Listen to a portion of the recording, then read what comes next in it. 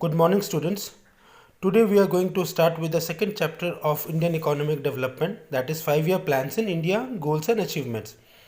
But before we go into the detailed part of it, please understand every economy needs to plan so that it can achieve its desired objectives.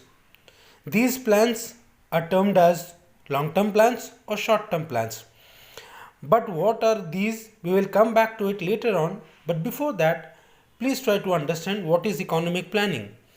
Well, economic planning is a system under which a central authority makes some targets and tries to achieve those targets within a specific period of time.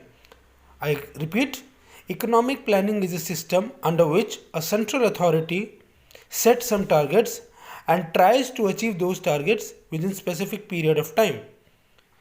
They utilize all the country's resources towards development. For achieving economic planning, the country's resources are utilized and the work is done. Now, why is there a need for understanding why is there a need of planning? Please first try to understand the two types of planning, that is directive planning and comprehensive planning. Directive planning is that kind of planning in which the state over here means the government do not participate in the process of growth.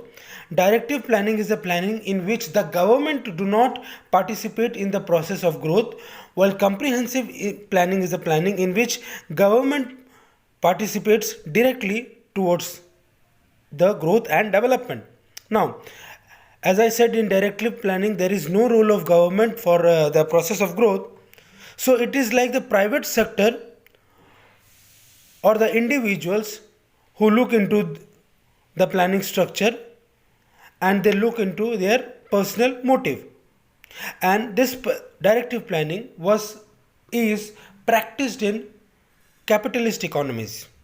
Secondly, in comprehensive planning, as I said, there is the role of government towards the economic growth. So this happens in socialist economy and in mixed economy, where both the private and public sector work together for the growth and development. Now, if you see, I just said in directive planning it is the private sector, in comprehensive planning it is the mixed sector. Now, there is another term which is called as free play of market forces. Free play of market forces this is a situation where the government does not interfere with the market demand and market supply. Well, I told you about a word called as capitalist economy. Capitalist economy is an economy in which the government does not interfere in the forces of demand and supply. But you can see I talked about three words: capitalist economy, socialist economy and mixed economy. Let's try to understand these three economies in detail.